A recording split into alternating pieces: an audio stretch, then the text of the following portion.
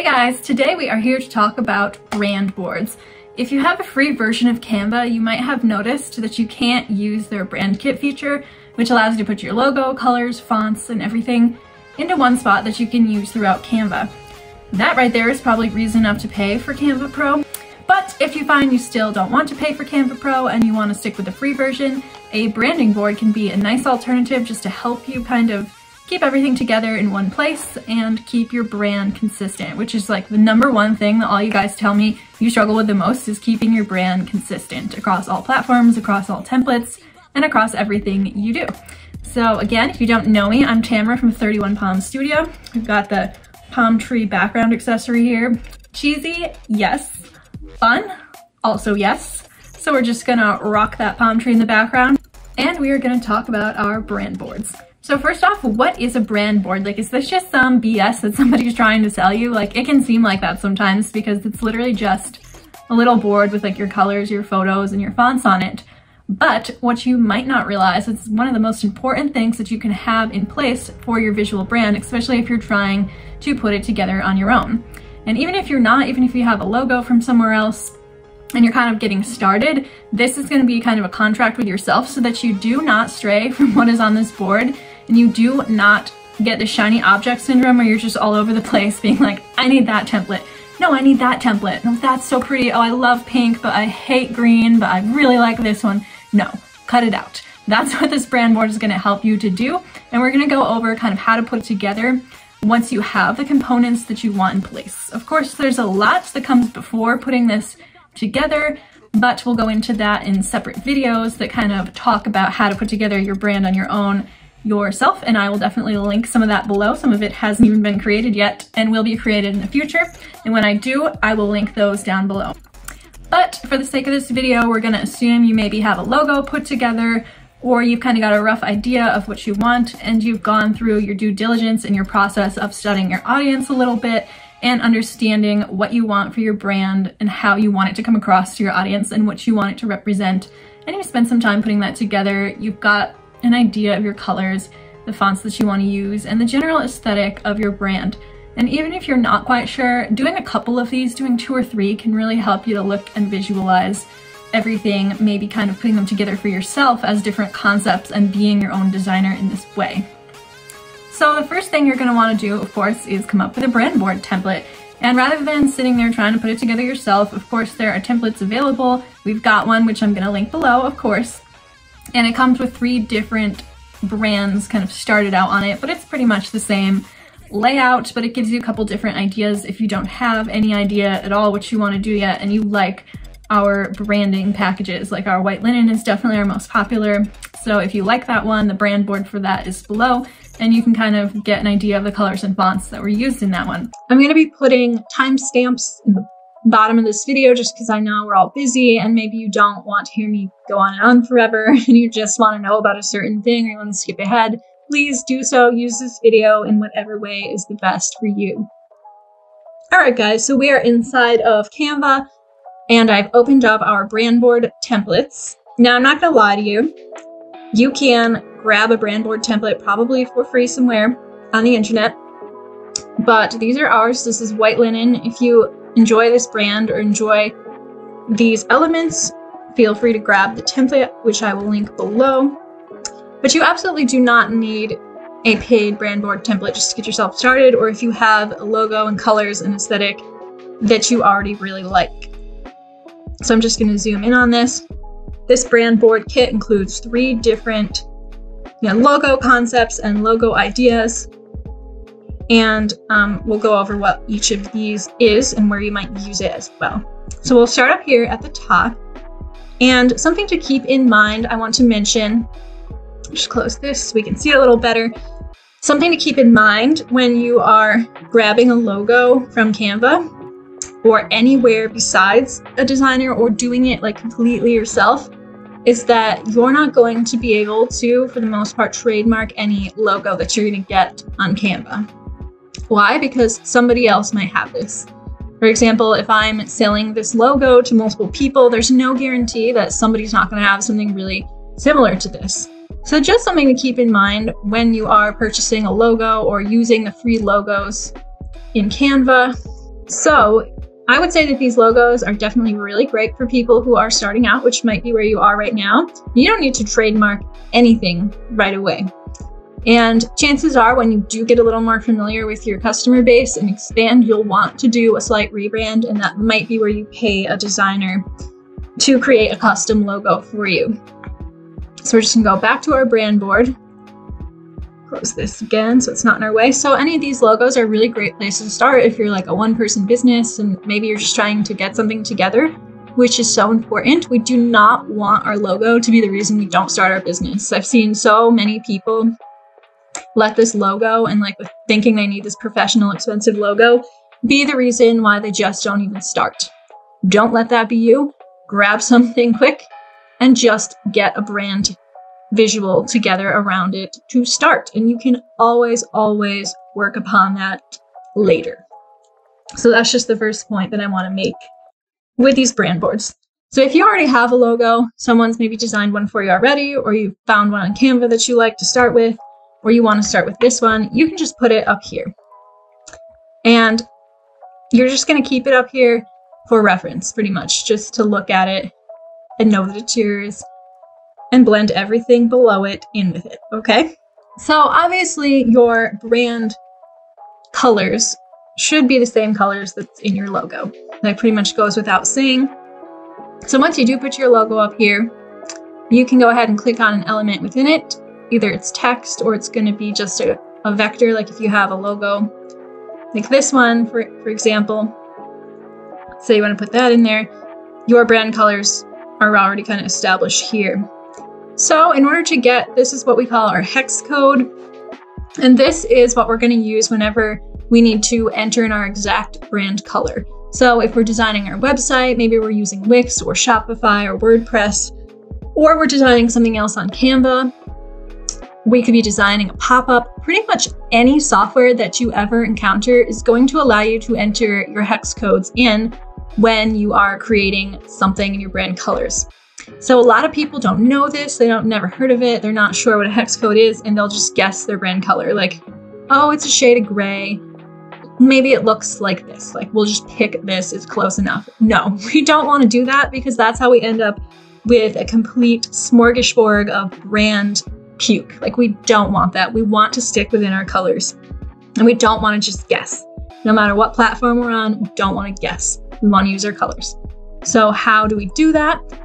We would go ahead and in Canva, if we have this open, we would click right on our color. And it can be anything you want it to be, like it could be a vector, like I said. And we'll get our hex code by clicking on the Add a New Color button. And we're going to copy what is down here. It's a 6-digit code with a number sign in front of it, a hashtag sign. And we can just go ahead and Control-C to copy that. And you can see we've already got that in here, but I can go ahead, I'll just put it in here again. And this is kind of our mid-tone color for this palette. I wouldn't recommend more than like 5 brand colors. If you have more than 5, it's going to be way too much. Stick between 3 and 5. If you have more, you can adjust these things and add them in here. I try to stick between 3 and 5 colors. You know, you have your base colors, like your darker colors, all the way to a lighter color. White could be a brand color as well. You don't have to like put it on here. White is definitely a brand color for this palette that we don't really put on here, so we just kind of know. But feel free to put it on there if you'd like. And you'll just want to go through and copy all of those brand colors. Oops. And you can see we've got them all in here already, just for the sake of example. And we would go ahead and paste them in here. And that way we've established our 3 to 5 brand colors. And obviously there's just so much more that we could go into with color. But if we're just basic and we're just getting started and we're maybe even pulling one of these logos from Canva, I honestly don't love this color palette at all of this example I chose, but we'll stick with it, we'll roll with it. We would go ahead and we would pick out, same thing, these hex codes so that we would know. We mostly want our background hex code, and we would go ahead and pick that out. And then our accents are obviously, we include less of them in the logo. The 2 primary colors here are this kind of puke yellow that I don't love at all, and the brown. That green and that pink are really accent colors, and we wouldn't want to like use them too much. We want to use them about the amount that they used in this logo. So if you do grab a logo from Canva, it can be really helpful to kind of use what they've already laid out for a color palette. So I can tell you, little insider secret, I'm actually a Canva creator, which means when you log into Canva and you go through all their templates that are available for you, either on a pro or free account, I'm one of the people designing those.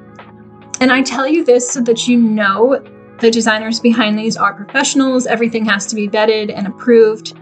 And the people in the program have to be who are creating, as well as the templates. Every single template that we create has to be approved by Canva. So if a designer put together something, they're probably a professional, they do have experience, you can trust that they have created something that looks pretty good, or at least can get you started. Of course, nothing's perfect, nothing's without flaw, and it really is up to personal preference and the research you've done on your own audience and brand to kind of determine what's best for you. I just want to throw that out there. So if someone's put together a color palette, you can go ahead and kind of stick with that if you like the logo. So we'll go back over here again. Now, assuming you filled out all of your colors, these are what you'll always refer back to. Like I said, when you're designing your website, when you're designing anything on any software, email, like pop-ups, third-party apps, they're all going to have a place for you to put your brand colors and put your hex codes in. So you want to make sure that you're always sticking to these and you're not just guessing. We're not going to do that. Okay, so our next step over here is our alternative logo and our brand mark. Now, what are these? Do you have them? Do you need them? Do you want them? The answer is yes, you want them and you need them. So an alternative logo is just going to be a logo that might not include like all parts of your main logo, somewhere that you're going to put it simplified version. So if you are a retail store and you're printing receipts, you might just want like the single color version of your logo. You might even want to change your colors so that they're all just this one dark color. And this would be a single color logo that you could put onto like a receipt or maybe send to a printer if you're doing like a single color t-shirt, or anytime a printer is going to request a single color logo from you, this is what you're going to want to give them. Alternatively, you're going to want to flip-flop your logo, flip the colors, and make sure it would look good in some form on a dark background. So we've got like all white text here. This could be black. If you want to print something, like sometimes, you know, if you're sponsoring a race, the race t-shirt might want a white logo on it. And a printer can probably help you take care of that too, but you'll want to make sure that your logo would look good as kind of one color against a dark background. Go back to these examples, they did that for you. So they've got like this all white version with a dark background. They've got the all black version with the light background. So this person, whoever the creator is that put this together, they did a good job of doing that for you, of creating the alternative logos, just those single color logos that you can use in single color applications, and they will come up like when you least expect. So you want to have that in hand if you're designing your own brand and logo. Absolutely something that we give clients, like one-on-one clients that we make logos for, they're always going to have their single color and reverse single color logos. So that's what that's for right there. So what is a brand mark? So a brand mark is just going to be something that people can identify you by that doesn't include your full logo. Again, like Nike is a good one. You could take away the name Nike and just have the check mark and you're going to know it's Nike. You're probably not Nike yet, maybe not that famous, but it's still good to have these brand marks so that you can use them in the correct applications to represent your logo and brand. And mostly these are going to be square or circular, and they're going to be pretty even on all sides, right? They're not going to be extremely vertical or extremely horizontal like this is. They're not going to take up a lot of space.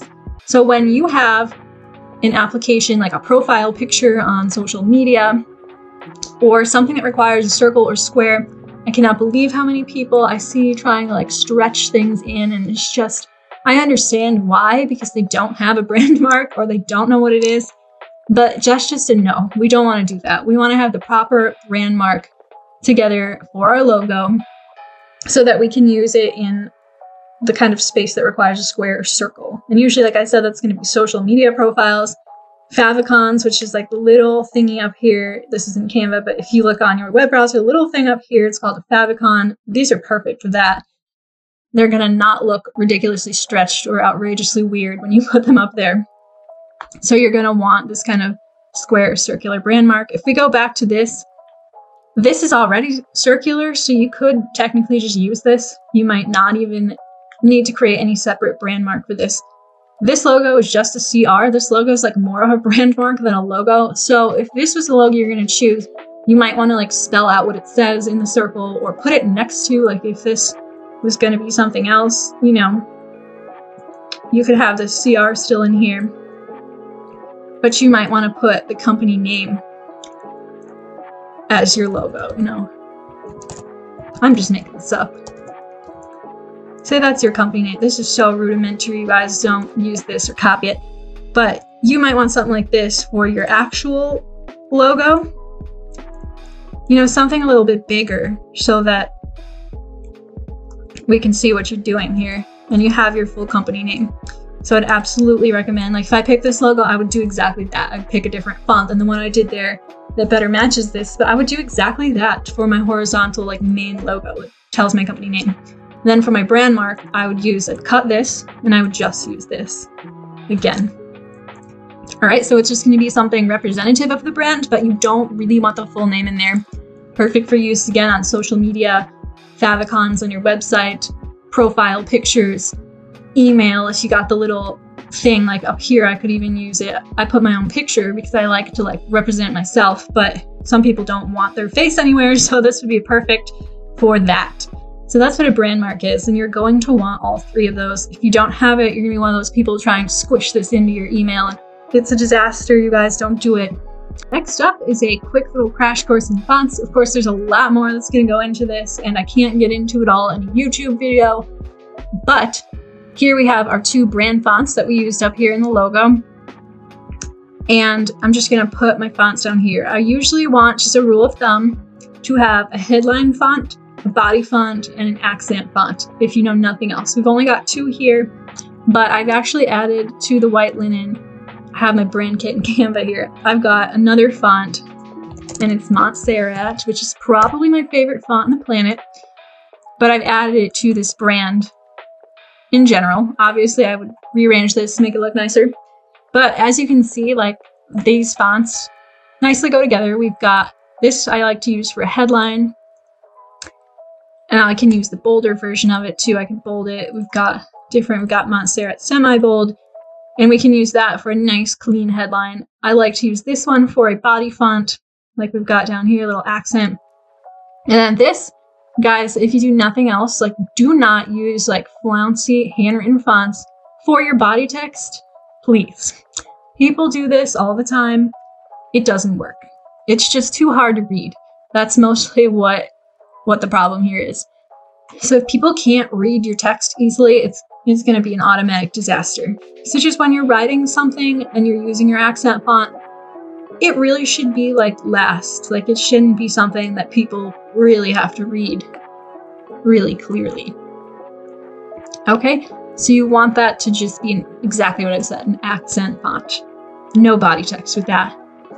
You want to ask yourself whenever you look at anything you've designed, like, can somebody read this really easily? We're meant to read like serif. Serif, by the way, guys, it's just a little tip, is this little thing like hanging off the font, little tail. Sans serif, that's what this is. There's no little thingy hanging off. So it's going to be a lot more clean and modern looking, and this is more like old style looking. And as you can see by the white linen brand, if you look at our other white linen products, they can play together really nice.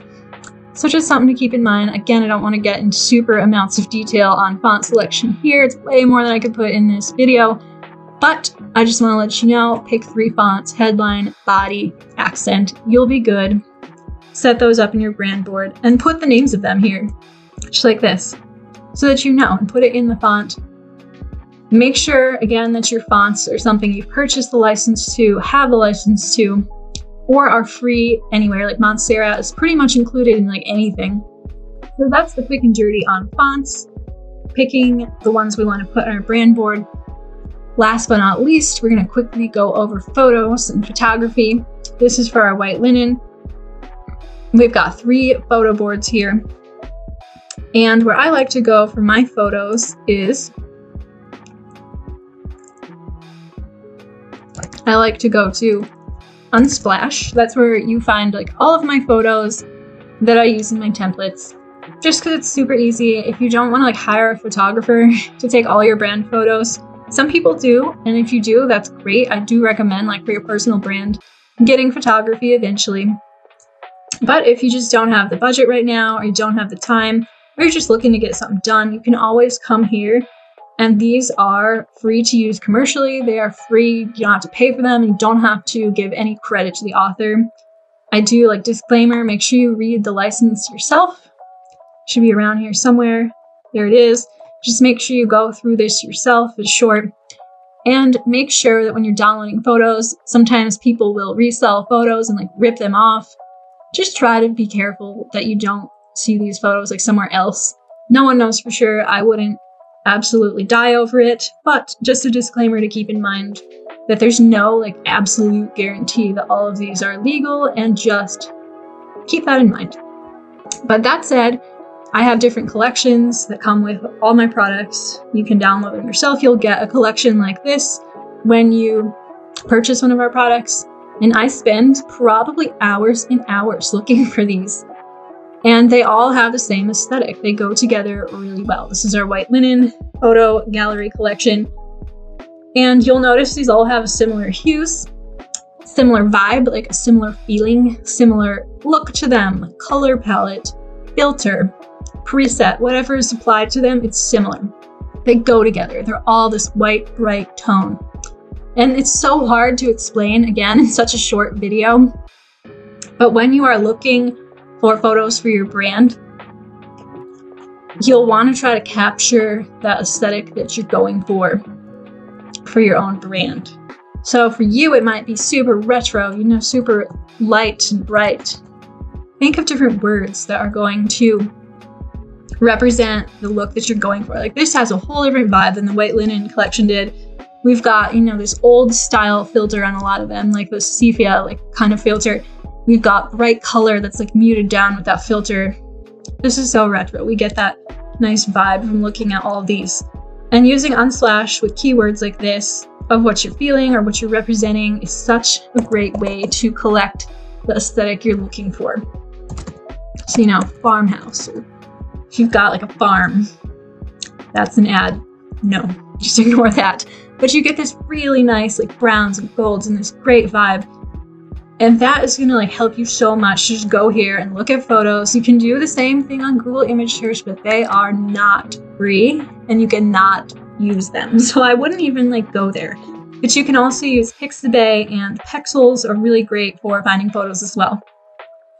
So once you just got your keywords in mind that you're looking for your brand, you can go ahead and just type them in here. And just start gathering photos that you like, photos that, not really like any of these, photos that make you feel the way you want others to feel when they're looking at your brand or engaging with it. Don't spend like 1,000 years on it. Just pick a few. You only need a few to start and fill this in. Got like 5. And textures too. Colors. Use your brand colors and make sure that the tones are matching and pull them down there. So you can get some really, really nice aesthetics together for your photos. And again, you're not going crazy. You're just starting somewhere. Do not overwhelm yourself. Pick 6 or 7 photos and colors. Put the colors or textures in and call it a day and put this thing up and get started. That is your number one goal with this. So that is it, you guys. That is the basics on how to fill out a brand board and what you should be including on there and kind of how to come up with it in the first place. You shouldn't be spending hours and hours on this or obsessing or overthinking. I'm the biggest overthinker ever, so I get it. But try not to. Try to just put what feels right to you out there and start with your logo or start with a logo you really like and build it from there. So you can do probably 3 of them if you'd like, so that you can compare different logos. Like say this was going to be your number 1. Maybe you're going to have another logo, totally different kind of vibe to it, still within the realm of what you're conveying, just to get them all down on paper, look, and then maybe ask friends or family, or even better, ideal clients, people that would purchase from you in the future, to see what resonates the most, and then go with it. Go with it and get started. That's the most important part. You can always change it later, but put together something and stick with it for a few months at least to see where it gets you and evolve from there. Alright guys, so that is it for our video tutorial on quickly laying out your brand board. Again, like I said, think of it like a contract between yourself and your brand. You're not going to stray from these colors or these fonts for at least a period of 6 months or more. No rebranding for a while until you've established this one first, and then if you find your customer base is really changing as you gather more information and you find that you're in a place where you need a rebrand, you can talk about that later. But this is just a contract between yourself and your brand to stay loyal and stay, monogamous to your brand. No matter what you like to do in real life, you and your brand are going to be together for a while. Make sure you store your brand board in Canva. Again, without the paid version, you won't be able to do things like automatically access your fonts and change everything in your template to those fonts with one click. You can do that in the Pro version. We can go over that in a separate video, so that alone might be worth upgrading to the Pro version. But even if you are on Pro, it's good to have your brand board in your library just to refer back to and keep it somewhere easy and simple to look at, just in case you forget those hex codes. I forget them all the time. I have to go on my website and get them again in order to use them in my own brand. So that's where having my brand board comes really in handy. I can just go and I can copy and paste those codes for anything I need. Same with my photos. If I need to remember what my photos are and their aesthetic, I can refer back. You could even print out your brand board and hang it over your desk. That's a really great idea to always remind yourself of what you are working within when you design. And you'll find, at least I do, as a professional designer, I find that once I have a brand established, its colors, its fonts, its aesthetic, the stuff just flows out. It flows out like a river of design, and you're just so much faster, and it's so much easier to create things for your brand. Images, graphics, social media, everything just kind of flows out. And the hardest part is to just start and establish it. And then once you have these guidelines, it's just so much easier. So trust me when I say you need this, and it's gonna make your process so much easier. So I hope you enjoyed this tutorial today and you will take some of these things to heart. Please let me know if you have any questions in the comments. Like and subscribe to my channel for more videos like this one, more tutorials, and more business advice and design and branding advice to help kickstart your brand. As usual, you can save 10% with the code YouTube10. I'll put it down below. And I would go ahead and grab some of those brand boards just to get yourself started. Thanks again for watching, and we'll see you in the next one.